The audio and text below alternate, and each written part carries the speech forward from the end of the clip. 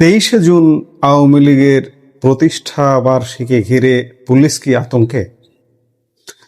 Police আতঙ্কে। কোন police? জাতীয়তাবাদী পুলিশ, যারা দীর্ঘদিন চাকুরি থেকে দূরে ছিলেন কিংবা চাকুরিতে ওএসডি টাইপের হয়েছিলেন, তারা এই গত 2 বছরে প্রমোশন পেয়ে তর বেগে এসপি থেকে ডিআইজি, এডিশনাল আইজিপি পর্যন্ত হয়ে গেছেন। এবং জাতীয়তাবাদী পুলিশ কারা, তাদেরকেও আপনি চেনেন। এই যে যেমন কয়েকদিন আগে ঢাকা রেঞ্জের ডিআইজি প্রধানমন্ত্রী তারেক রহমানের সামনে কেমন জাতীয়তাবাদী বক্তব্য দিয়েছিলেন, আপনারা সেই বক্তব্য শুনেছেন। এই পুলিশগুলো আসলে আতঙ্কে। কিন্তু ওভারঅল সার্বিক পুলিশের কথা যদি বলি, পুলিশের মধ্যে আছে চাপা ক্ষোভ, পুলিশের মধ্যে আছে চাপা হতাশা, এবং পুলিশ আসলে সত্যিকার অর্থে আজকে প্রায় 2 বছর হতে চলল, পুলিশ ওভারঅল সার্বিক পুলিশ এখনো পর্যন্ত কাজে ফিরতে পারেনি হতাশা এবং ক্ষোভের জায়গা থেকে। কেন হতাশা, কেন ক্ষোভ আপনারা জানেন, আমরাও এটি বারবার বলেছি, আবার নতুন করে না বলি।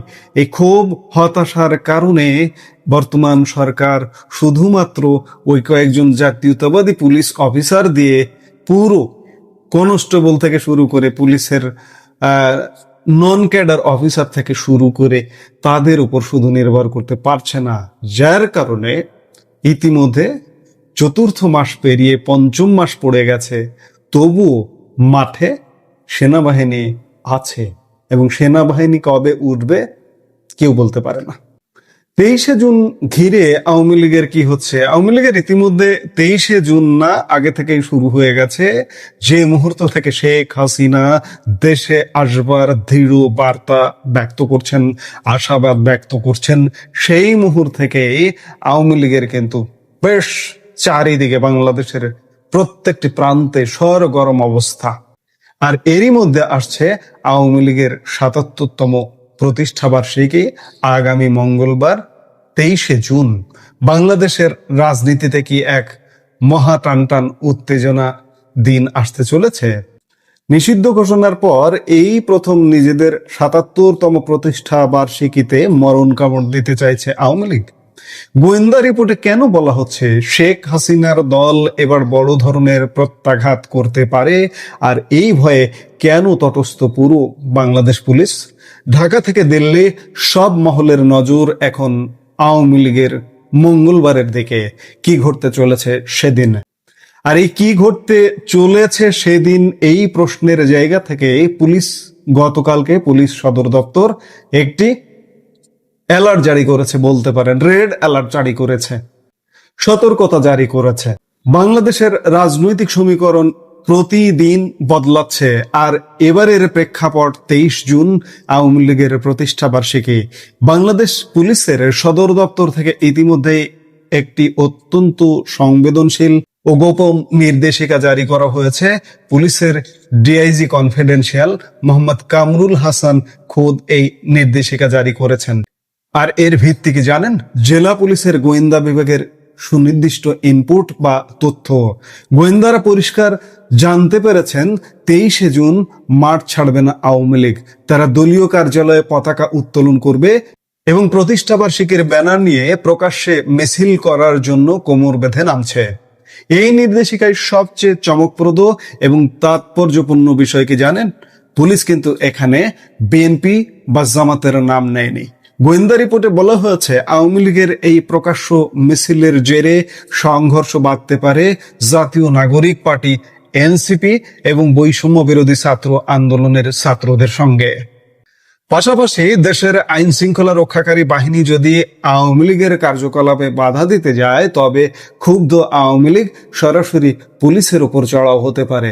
আর এই কারণেই দেশের আইন শৃঙ্খলা স্বাভাবিক রাখতে পুলিশ প্রশাসনকে সর্বোচ্চ সতর্ক অবস্থায় থাকতে বলা হয়েছে। কিন্তু দর্শক, একটা বড় প্রশ্ন উঠছে, আওয়ামী লীগের তো এখন কার্যক্রম নিষিদ্ধ, তাহলে তারা মিছিল করছে কিভাবে? পুলিশ সূত্রের খবর, সাম্প্রতিক অতীতে ঢাকা, চট্টগ্রাম, সিলেট, কুমিল্লা, বরিশাল, ময়মনসিংহ, রংপুর, রাজশাহী, খুলনা ও যশোরের মতো বড় বড় জেলাগুলোতে লাগাতার প্রকাশ্যে মিটিং মিছিলে নামছে আওয়ামী লীগ। আর নিষিদ্ধ দল এভাবে বুক ফুলিয়ে রাজপথে নামায় খোদ পুলিশের মুখ পুড়ছে। আওয়ামী লীগের এই হঠাৎ সক্রিয়তায় বর্তমান সরকার এবং সরকারি দল বিএনপি নেতৃত্ব পুলিশের ওপর তীব্র বিরক্ত। আমি শুরুতেই বলেছি, আপনাদের জাতীয়তাবাদী অফিসাররা কিন্তু থামাতে পারবে না, তাদের হাত সীমিত। থামাবে নন ক্যাডার অফিসার এবং কনস্টেবলরা। সেই কনস্টেবল নন ক্যাডার অফিসারদের মধ্যে চাপা উত্তেজনা বিরাজ করছে। আওয়ামী লীগ যদি পরিস্থিতি ক্রিয়েট করে, পুলিশ কিন্তু সহযোগিতা করবে। এবার আসা যাক ভেতরের আসল খেলায়।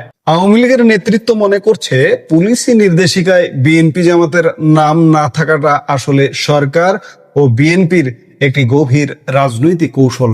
তারা আন্তর্জাতিক মহলকে দেখাতে চাইছে যে আওয়ামী লীগকে মোকাবেলার জন্য বিএনপি জামাতের মতো বড় দলের প্রয়োজন নেই।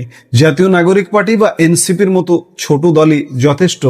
শাসক দল বিএনপি নিজেদের একটা অহিংস এবং গণতান্ত্রিক প্রতিচ্ছবি ধরে রাখতে চাইছে, যেন দুনিয়া ভাবে তারা কোনো অগণতান্ত্রিক বা মানবতা বিরোধী অপরাধের সাথে যুক্ত নয়। কিন্তু বাস্তব চিত্রটা সম্পূর্ণ আলাদা। মাঠ পর্যায় থেকে পাওয়া খবর বলছে, প্রায় প্রতিদিনই আওয়ামী লীগের নেতা কর্মীদের ওপর বিএনপি ও জামাত ইসলামী নানাভাবে হামলা ও সন্ত্রাস চালাচ্ছে। শুধু তাই নয়, আওয়ামী লীগ যেভাবে আবার রাজনীতির ময়দানে ঘুরে দাঁড়ানোর চেষ্টা করছে, তা নিয়ে এই দুই দলের শীর্ষ নেতৃত্ব গভীর আশঙ্কার মধ্যে দিন কাটাচ্ছেন। রাজনীতির পারদ আরও চড়েছে একটা বিশেষ কারণে। শেখ হাসিনা সম্প্রতি ঘোষণা করেছেন তিনি দেশে ফিরবেন। আর এই ঘোষণার পর থেকেই পুরো বাংলাদেশ জুড়ে আওয়ামী লীগের রাজনৈতিক কার্যক্রম, মিটিং ও মিছিলের গতি যেন শতগুণ বেড়ে গেছে। পাল্লা দিয়ে দেশের সংসদে এবং সংসদের বাইরে শেখ হাসিনার এই প্রত্যাবর্তন ঠেকাতে বিএনপি ও জামাত নেতারা এক সুর মিলিয়ে তীব্র বয়ানবাজি শুরু করেছেন। সেই সঙ্গে দেশ জুড়ে চলছে আওয়ামী লীগ নেতাকর্মীদের ব্যাপক ধরপাকড়। তবে এর মধ্যেই আওয়ামী লীগের জন্য একটা বড় স্বস্তির খবর এসছে আন্তর্জাতিক মহল থেকে। অতীতের তুলনায় এখন বিশ্বের অনেক বড় বড় আন্তর্জাতিক প্রতিষ্ঠান বাংলাদেশের অভ্যন্তরীণ মানবাধিকার ও রাজনৈতিক পরিস্থিতি নিয়ে সুর চড়াতে শুরু করেছে। একাধিক আন্তর্জাতিক মানবাধিকার সংস্থা ইতিমধ্যে আওয়ামী লীগের ওপর থেকে নিষেধাজ্ঞা প্রত্যাহারের দাবি তুলেছে। আগামী 23শে জুন আওয়ামী লীগের ৭৭তম প্রতিষ্ঠা বার্ষিকী, আর এই দিনটিকে ঘিরে দলটির নেতাকর্মীরা বাংলাদেশ জুড়ে একগুচ্ছ বড় কর্মসূচি ঘোষণা দিয়েছে। তাদের প্রধান দাবি কিন্তু এখন দুটি। প্রথমত, আওয়ামী লীগ ও তার সহযোগী সংগঠনের সমস্ত রাজবন্দী নেতাকর্মীকে অবিলম্বে মুক্তি দিতে হবে। দ্বিতীয়ত, শেখ হাসিনা সহ দলের শীর্ষ নেতাদের বিরুদ্ধে হওয়া সমস্ত মিথ্যা মামলা এবং আদালতের রায় প্রত্যাহার করতে হবে। দর্শক, শেখ হাসিনার এই প্রত্যাবর্তনের ডাক এবং 23শে জুনের এই মহা কর্মসূচি কি বাংলাদেশের বর্তমান বিএনপি সরকারের কাঠামোকে কাঁপিয়ে দেবে? আওয়ামী লীগ কি পারবে আবার রাজপথে নিজেদের আধিপত্য প্রমাণ করতে, নাকি পুলিশ ও মব বাহিনীর প্রতিরোধে পরিস্থিতি আরো রক্তক্ষয়ী রূপ নেবে?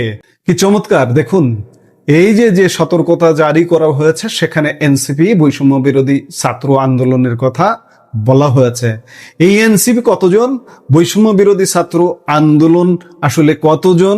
24 জুলাই আগস্টে আবেগে ইমোশনে পড়ে সাধারণ মানুষ, সাধারণ শিক্ষার্থীরা হয়তো নেমেছিল, কিন্তু এখন ডাকলে পাওয়া যায় না। এবং সর্বশেষ একটা ভোট হয়েছে, সেই ভোটও প্রমাণিত হয়েছে যে এনসিপি বলুন আর বৈষম্য বিরোধী ছাত্র আন্দোলন বলুন, এদের পরিণতি ফ্রিডম পার্টির পরিণতি হচ্ছে। এবং এনসিপি তো আসলে গত সংসদে একটি আসনেও বিজয়ী হয়নি, তাদের বিজয়ী করা হয়েছে। তাদের প্রধান যে নাহিদ ইসলাম, তাকে বিজয়ী করা হয়েছে। এমনকি শুধু নাহিদ ইসলাম না, আমি বারবার একটা কথা বলি, আপনাদের মনে থাকবার কথা, জামাতের বাংলাদেশ ব্যাপী সংসদে আসন পেতে পারে একটি বা ম্যাক্সিমাম 3টি। দিনাজপুর, সাতক্ষীরা, চাঁপাইনবাবগঞ্জ আর টেনেটুনে চট্টগ্রামে একটি পেতে পারে। সেই জামাতের আমির শফিকুর রহমানকেও কিন্তু আর্টিফিশিয়ালি টেম্পার করে ভোটে জেতানো হয়েছে এবং শফিকুর রহমানের যিনি প্রতিদ্বন্দ্বী প্রার্থী ছিলেন তাকে সান্ত্বনার দেওয়ার জন্য তাকে একটা পদও দেওয়া হয়েছে। ঢাকা উত্তর সিটি কর্পোরেশনের প্রশাসক হিসেবে তাকে নিয়োগ দেওয়া হয়েছে তাকে সান্ত্বনা দেওয়ার জন্য। অর্থাৎ এনসিপি নাই, জামাত ও সীমিত শক্তি, এই যে আওয়ামী লীগের উপর যে অত্যাচার নির্যাতনগুলো হচ্ছে এর মূল অত্যাচারকারী নির্যাতনকারী বিএনপি, সঙ্গে আছে জামাত। এনসিপি সংখ্যালঘুতার কারণে সেই অত্যাচার নির্যাতন করবার মতো সক্ষমতা তাদের নেই। যদি থাকতো তাহলে তারাও মাঠে নামতো। যাই হোক, পুলিশ আসলে তটস্থ, যার কারণে সতর্কতা জারি করা হয়েছে। এবং সত্যিকার অর্থে আমি শুরুতেও বলেছি, আবারও বলছি, আওয়ামী লীগ যদি পরিস্থিতি ক্রিয়েট করতে পারে, পুলিশ আওয়ামী লীগকে সহযোগিতা করবে। এখন দেখার বিষয় যে আওয়ামী লীগ দিনকে দিন আরো কি পরিস্থিতি ক্রিয়েট করে, আমরা সেগুলো নিশ্চয়ই দেখব। এই মুহূর্তের ভিডিও থেকে বিদায় নিতে চাইছি। দেখা হচ্ছে পরবর্তী ভিডিওতে। সে পর্যন্ত ভালো থাকুন, সুস্থ থাকুন।